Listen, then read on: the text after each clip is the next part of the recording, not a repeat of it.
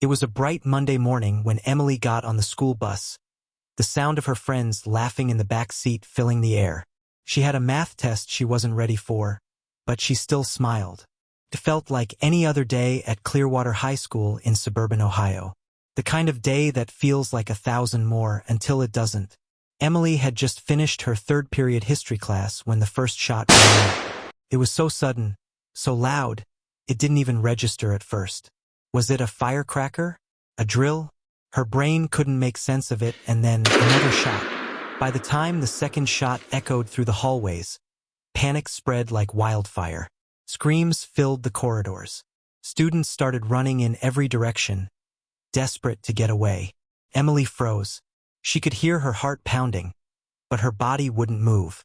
From her locker, she could see a figure at the far end of the hallway. A young man, probably 17, with a grim look on his face.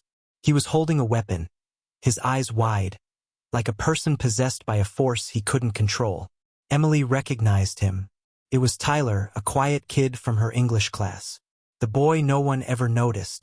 The shots came faster now. Doors were slamming shut, locking, but Emily could only watch as other students bolted towards safety. It was like time had stopped, but the chaos kept moving, spiraling out of control. She wanted to run, but her legs felt like lead. Stay down, she whispered to herself, crouching low behind a row of lockers. But then, something unexpected happened. Tyler wasn't firing aimlessly. His eyes darted between classrooms, and he was searching for something, someone, and then she heard a voice so clear, it cut through the madness. "Help me, please, they're in here. Help me." It was Mrs. Carter, the science teacher, trapped in her classroom with a group of students. Emily's heart raced. That was it. She didn't know why, but her instincts kicked in. She had to help. She had to do something. Emily didn't run. Instead, she crawled silently, staying low. She knew Tyler was close, but her focus was clear. Mrs. Carter's voice echoed in her mind, over and over.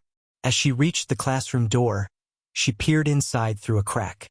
Mrs. Carter was on the ground, surrounded by frightened students, some of them crying, others in shock. Tyler's back was to her. It wasn't just a shooting anymore. It was an act of destruction. His mind was lost, torn apart by pain and confusion. Emily's heart went out to him, but she couldn't stop. She had to move. With a deep breath, Emily pushed the door open and ran inside. She grabbed the nearest student, a freshman named Daniel, pulling him behind a desk. "Stay down. Stay quiet," she whispered harshly, but her voice was steady. Tyler's head snapped toward the door. His eyes locked with hers. Time seemed to freeze.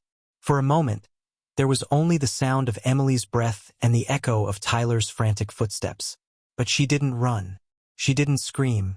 Emily stood tall and calm, her voice barely a whisper. "Tyler, this isn't you." For a heartbeat, Tyler's hand wavered. The gun lowered slightly. The seconds stretched out longer than she could count. But in that moment, Tyler's eyes softened. Just for a split second. Then Emily saw it, the flicker of humanity in his eyes, the realization that he had become someone he never intended to be. The sound of sirens grew louder, breaking through the tension. Tyler dropped the gun. The sirens were the loudest thing Emily heard after that. The police stormed in, but by the time they arrived, Tyler had already given up. Emily's quick thinking had saved lives that day, not through force, but by understanding the fear and pain in someone else's eyes. In the weeks that followed, the headlines focused on the tragedy of the attack, the 12 lives lost, the horror of it all. But there was a quiet heroism in the background, a name that few would ever hear. Emily Jenkins, the girl who didn't run when everyone else did. Emily's story didn't make the national news. But sometimes the real stories don't go viral. They're the quiet acts of courage that save lives in ways that can't be measured by clicks or shares. Her message was simple. In the face of fear, don't let go of your humanity. Don't let fear turn you into something you're not. On the 1-year anniversary of the shooting, Emily stood in front of the school, now renamed Clearwater Memorial.